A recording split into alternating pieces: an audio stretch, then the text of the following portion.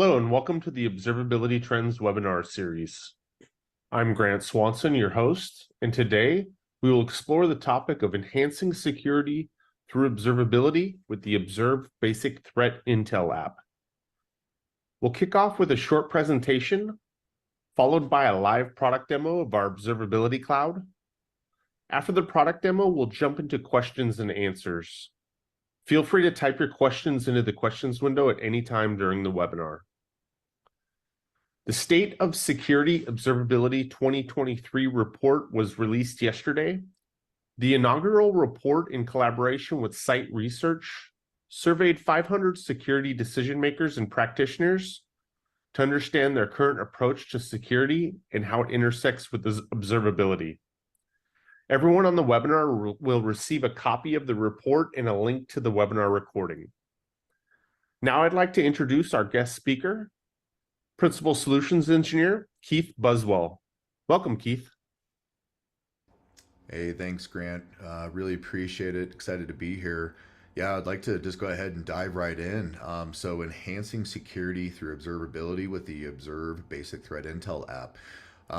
So what really we're going to be discussing today is a little bit about the Observe platform, and then also how I'm leveraging our Threat Intel app just to kind of enhance my security posture inside of my environment.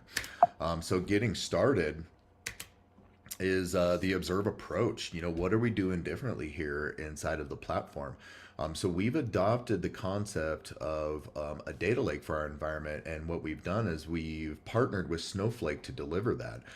So a lot of benefits that wrap around that, but one of the key ones being is that we can ingest an incredible amount of data and make it very cost effective.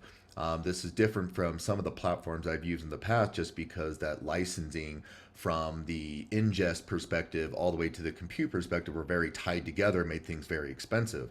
But Observe's been able to decouple storage from compute, and at current rates right now, and I think on average, by us loading data into Snowflake tables, we're accomplishing right around the ballpark. If I was to average out metrics and logs and traces, just kind of across the board, right around 10x compression by loading it into Snowflake tables. So if you think about basically every 10 terabytes that you bring inside of our platform compressed down to 1 terabyte at current S3 costs, we're looking at, I think it's about $23 a month for every 1 terabyte that you want to store per month. So you figure about every 10 terabytes compressing down to one, you'd be looking at about $23 to store that data for a month. So very cheap, very cost effective to be able to bring in just an extraordinary amount of data, have it all at your fingertips, and being very cost effective. Now, the next thing that we do is that we reach inside of this data lake and start splitting out things that we call data sets. Now, these are the things that really you want to interact with on a day-to-day basis. And so what I mean by that is if you come take a look over here for like AWS, for example, as that data comes inside of there, you're going to have things like VPC flow logs and CloudTrail and CloudWatch and all the things AWS inside of there. But oftentimes you're just looking maybe very specifically at CloudTrail or maybe CloudWatch, for example. You don't really want to interact with that huge data stream that's coming inside of the data lake. So what we do is we split off and make these data sets. So as you see these data sets, what I'll do is I'll maybe create something very specific just for the Lambda functions or just the CloudWatch events that are inside of there, maybe CloudTrail. And then that way you can just go query that data.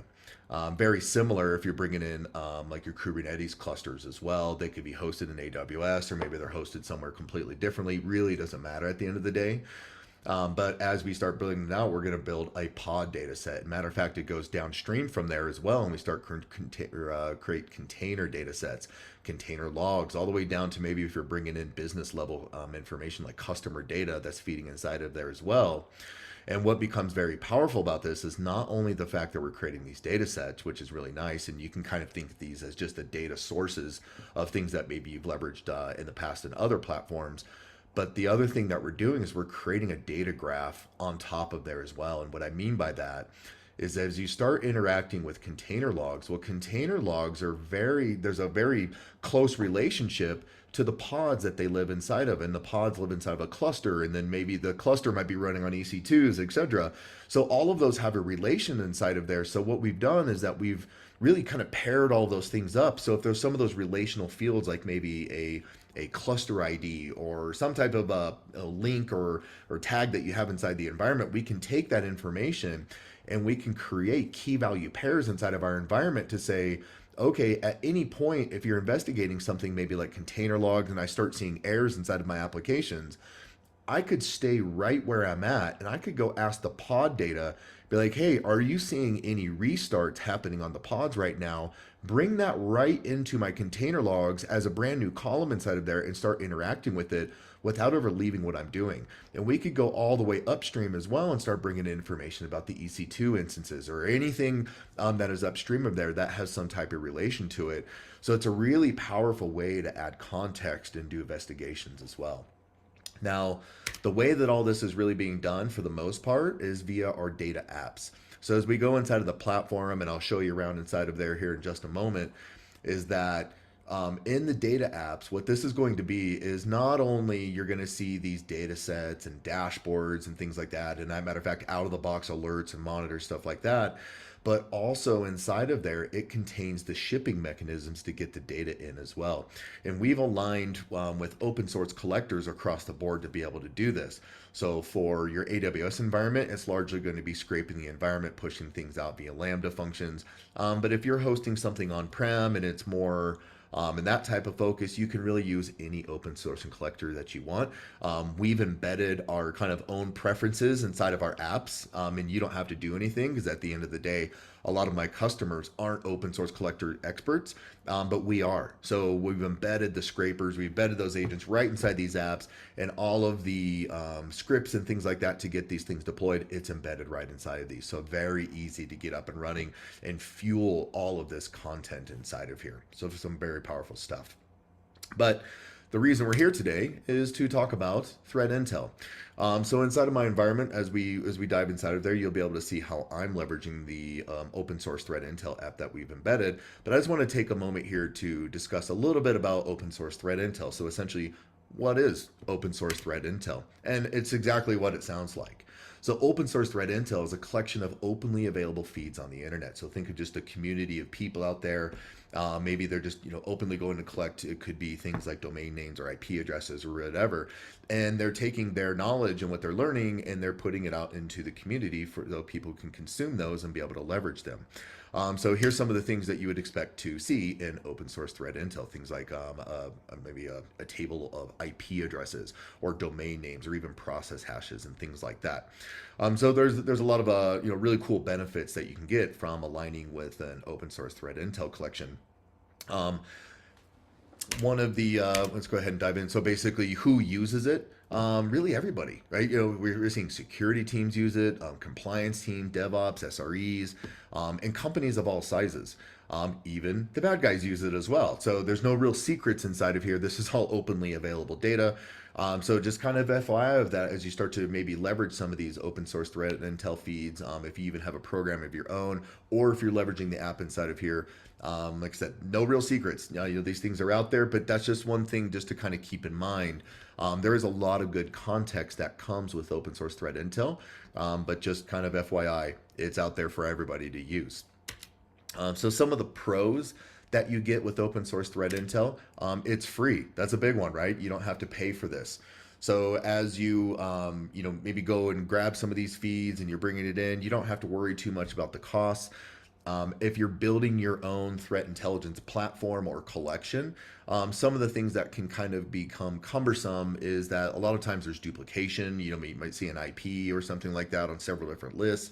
So consolidating them down, curating the feeds, things like that. So there is some effort that goes into that. One thing that's nice about our app is we've done all that for you, so you don't have to worry about that.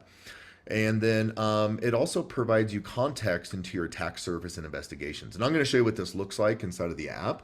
But just kind of FYI, like if I can go and take a look at threat intel coming inside of my environment, and I can see it on some of my external facing items where people might be probing my environment to see how they might get in. this gives me an idea of what does it look like? What are the, what kind of ports and what things are people hitting to go explore my environment to try and get in or maybe find some type of a vulnerability.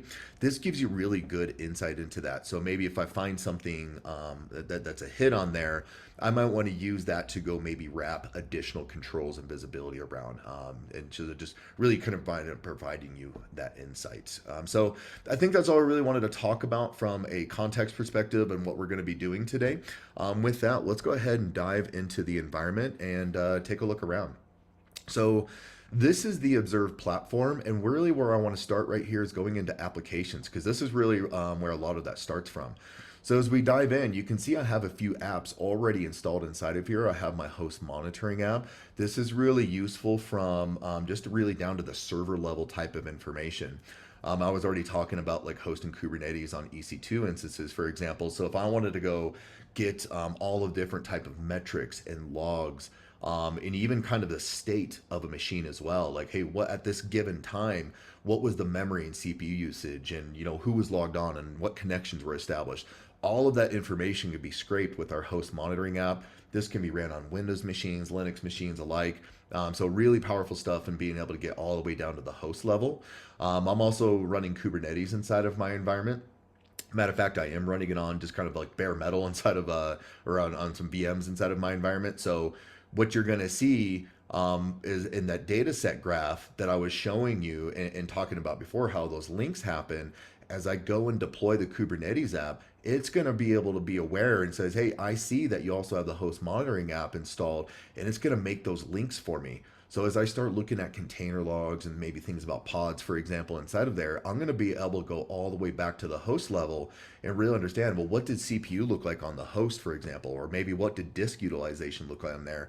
So you're going to be able to very quickly do those things through the dataset graph and having those links already established. I'm also just putting in like a usage report, just kind of like, hey, how do I leverage the Observe platform? I'm also running a security on my environment, mainly for leveraging Zeek. So I have that kind of looking at my east-west traffic inside my environment. I also have a tap on my external facing firewall as well. So you're going to see a lot of that as we start to dive in. So I have a lot of things getting across my security onion. There's already some threat intel embedded inside of there as well. So I'll be able to tap into that on top of the threat intel app that I'm leveraging, which in order to install these apps is very, very easy. So these are all apps that I've installed already, but to install a brand new app, for example, I can come up here and click on install new, click on install, and the app's done. That's really it. And inside of these as well, it kind of walks you through, hey, how do I deploy this app and how do I get all the collectors working, scrape that data? It's all embedded inside of these. But for my threat intel app, I'm going to come up here and click manage. And what that's going to do is, it takes me and shows you all the out-of-the-box content that's included inside of this app as well. We have all of our different versions as we start to update these. But right here, the important part is connections. So you can see all the different connections that we can establish down here to different threat intel and public IP ranges from some infrastructure service providers. So really, this is a collection of about 17 different providers, ranging from process hashes to public-facing IP ranges inside of infrastructure, to the actual threat intel feeds themselves. And really, to kind of get started with this is that I've already deployed the app. You've seen that. So for example, let's say that I'm deploying infrastructure inside of Azure US. I can come over here and click on Get Started, hit Create, and my job is done. That's really about it. So what you're going to see happen is you come over here and you find things of interest to you. So for example, emerging threats or Fyodo, as I go and click these and I get started, you can see down here at the bottom, it says, here are your existing connections. So here's all of the things that I've already established inside of my environment, and my job's done.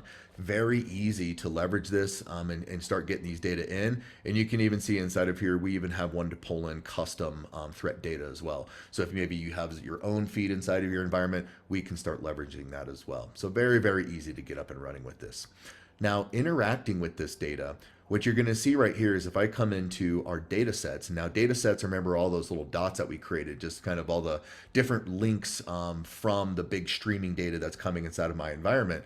What I'm going to come up here in the top is I'm going to just say package equals threat intel, and here's all of that content that's being created. You're going to get a count of how many entries are in each one of these data sets inside of here. Basically, what's the status? Is it healthy? So just kind of some top level metrics about any one of these. But as you go and interact with any one of these, let's just go make a look at emerging threats block IP list. As you open these up, you're just going to do is it's going to take you to a tab called resources. And inside of here, what you're taking a look at is all of those different IPs that have come through the emerging threats block IP list. So it's very, very, just kind of streamlined and very easily to access and go interact with. We can come up here and do searches across here as well if we really wanted to. But one thing that we did is if I just kind of back up here for a second, there's the Fiodo block IT, there's emerging threats. There's a few threat IP lists that we have inside of here. So what we wanted to do was make it really easy to consume all of them at the same time. So what we've done is we've come down here and created a unified IP4 threat list. So for the most part, the way that I interact with this data is I'm typically interacting with these unified lists. So the unified URL list, the unified IP4 list, and things like that. But for any reason, if you wanted to interact directly with these, you can 100% do so. Because at the end of the day, every single one of these is just become some type of a data set or materialized view in a Snowflake table that we can now start linking back and forth with other things inside of here. So one of the first ways that you can start interacting with this and really kind of consuming this app is we can go to something like dashboards, for example. And right here, I'm just going to go sort on my threat intel. And let's go to threat intel IP address threat list search. So a couple things that you can do with this. It's going to start you with just a blank screen right here. Maybe you're doing an investigation. Somebody gave you an IP or something like that, for example. And what you might want to do is I'm just kind of curious. Does this IP live on any type of threat intel list? So I'm going to come inside of here as we'll just go drop in maybe an IP, for example, and hit apply. And what that's going to do is it's going to go look at all those threat intel feeds, and this IP that I just put in, let me know, yeah, we see that IP. And matter of fact, it lives on two different threat intel lists. It lives on the Fiodo list and the emerging threat list as well. We can see that the categories related to Picabot, and then for the emerging threats, it's basically on the block list there. So that's just one very simple way that you're going to be able to take maybe just an IP, just gather some context about what's going on with that IP and things like that. And then very similar as well, infrastructure as a service. So if this IP did live inside of Azure or AWS, and I've configured those P's or GCP, for example, it's going to let me know everything down here under the IaaS information tab, things about that IP and which cloud vendor that it relates to. So once again, just adding context to an investigation. Is this something that lives inside of one of the public clouds out there? This one happens to live inside of my environment. So just really kind of helping you out along those lines. The other way that you can interact with this data set, and this is one that I actually do quite a bit, is I'm actually going to go into our Log Explorer right now. And so just think of Log Explorer as just a way that all the different things that are coming inside of my environment, we saw that data stream coming in, and we're splitting off and creating all those data sets. All of those data sets are going to live right here inside of your Log Explorer, so that I could start immediately interacting with my firewall logs or my Windows logs or metrics or traces. So just a really nice way that you can quickly go interact with those. So as you see right here, I have a pfSense firewall inside of my environment. So I actually don't have any threat intel configured on my pfSense. Now there is some of that you can add inside of there. It does put weight on the firewall as well. I kind of chose to streamline it and keep it running just kind of optimal and not do any of that. But that doesn't mean that I don't want to run that against some type of threat intel. So I'm going to leverage Observe to do that for me.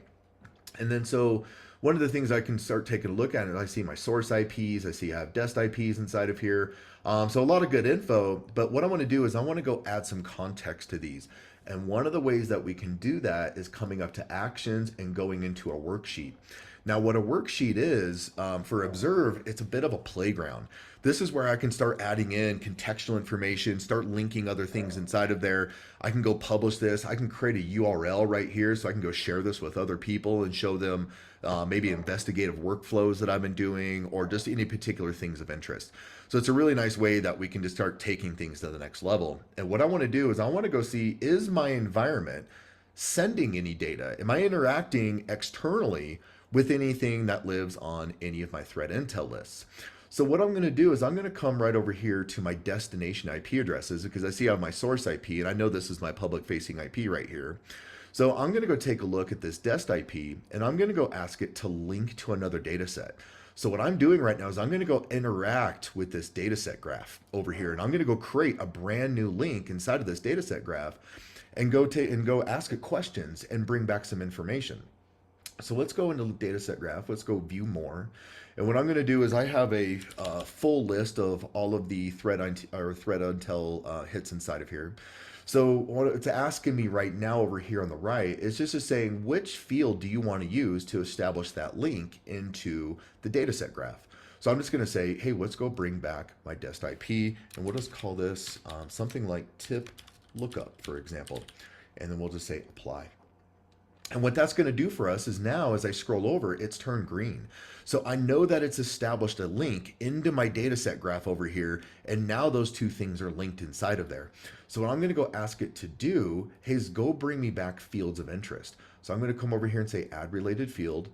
And I'm going to say, oh, okay, great. It knows that I'm now linked to my threat intelligence lookup chart. And I'm just going to say anything that has maybe a source, because I know all of those come from some source. So I'm going to say if it has a source, bring me that information back. I'm going to hit apply.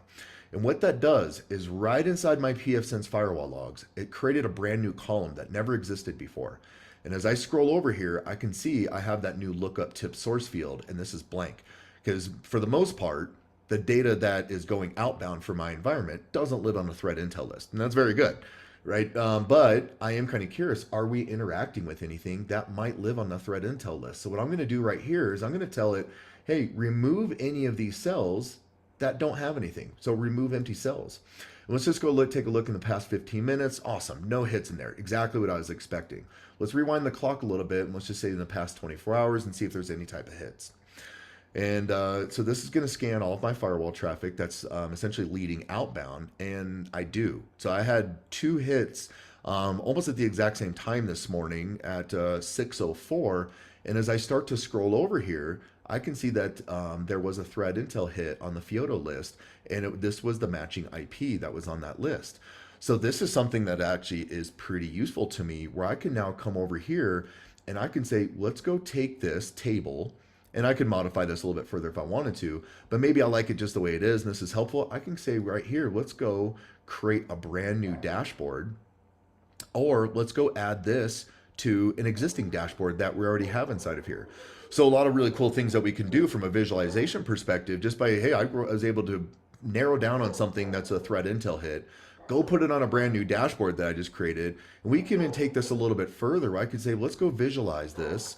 And let's go maybe say, I want to go take a look at the source IP by the dest IP.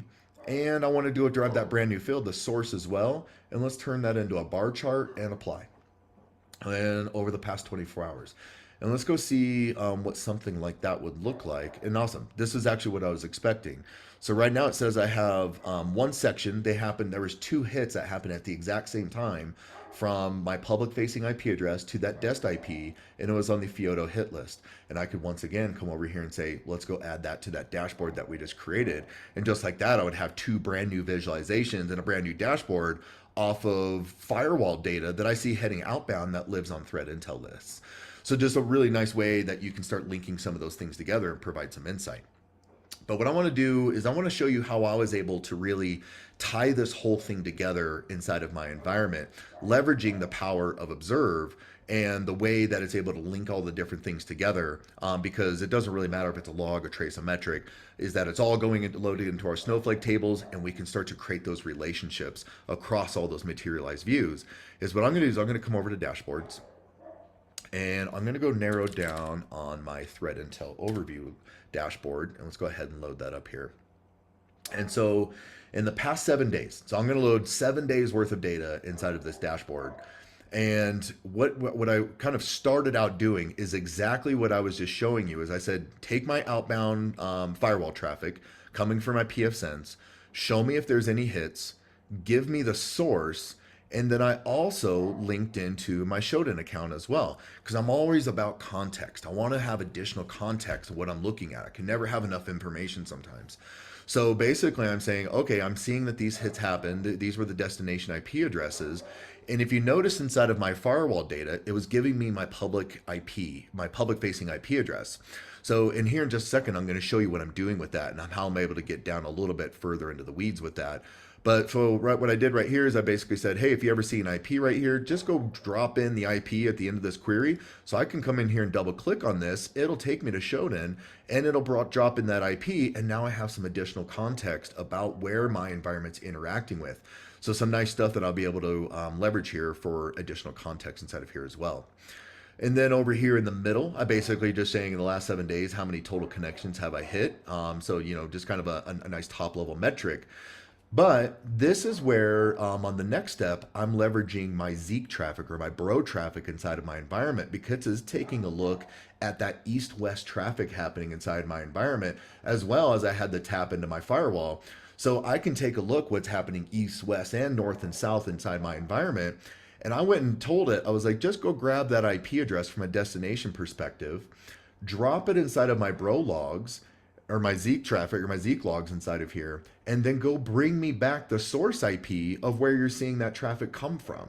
So now I can go take a look. Let me expand this out just a little bit. So that 127 connection that I just saw a second ago, I went back and it's able to tell me, it's like, oh, that came from 196 or 192.168.2.83.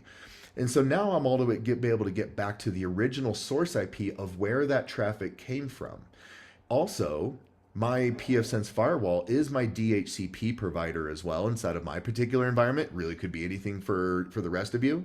But what I did is I created a DHCP lookup table that's automatically grabbing the host information and its IP at any given time and able to go do a lookup. And it's telling me not only the IP, but I have the host name as well. So I know that's my security box inside of my environment. Here's the source IP. I also have some static hosts. So my domain controller is static inside of here. So I also have that information in case I see any hits on that as well. So I was able to take something that went external, had no context whatsoever, was able to bring back that context of not only the source IP, but the host that it was launched from. And I know that I also have some Windows data inside of my environment. And one thing that I've traditionally maybe not been able to log so much of is like the firewall connections from the Windows firewall itself. So the event ID 5156s, because they're really noisy and they create a lot of a kind of chatter, I would say, inside the environment. But since we're so cost effective, that's one of the things I've been able to onboard now. So what I did once again is I said, okay, now I have a host and I have a dest IP. Go take those values and run it across my Windows logs. Bring me back my event ID 5156s that have correlated across these and give me the process that launched the connection of where these connections are being established to. So I could see on that security box, PowerShell was being leveraged to go launch that network connection. And I can see Chrome was used a couple times, Firefox is being used, and PowerShell is being used twice. So some really powerful things being able to done from just Observe as a platform, but all leading all the way just from a basic threat intel, leveraging open source threat intel, leading all the way down to the core machine that launched it and the process itself that launched the network connection. So some pretty cool stuff that we're able to do with something like this.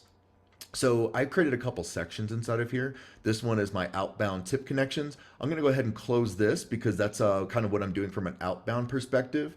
Now, what I'm doing from an inbound perspective is that all of this traffic is actually being blocked by my firewall. Nothing that's actually on the threat intelligence list is making it through during my last investigation anyway.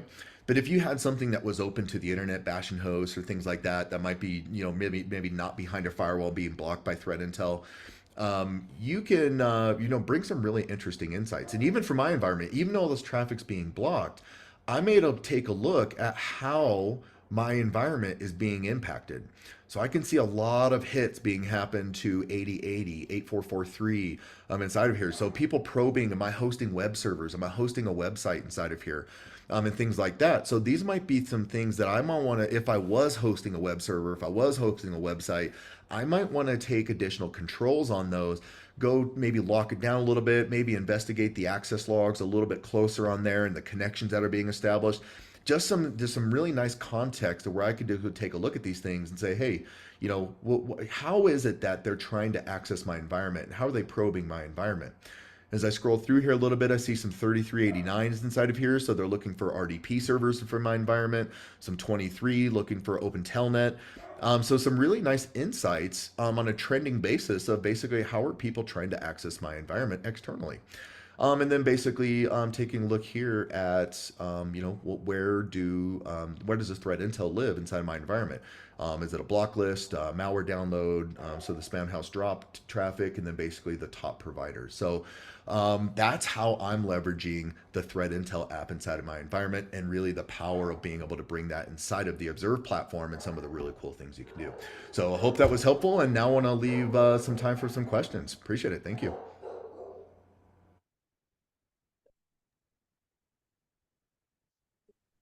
Thank you, Keith, for the compelling demo and presentation.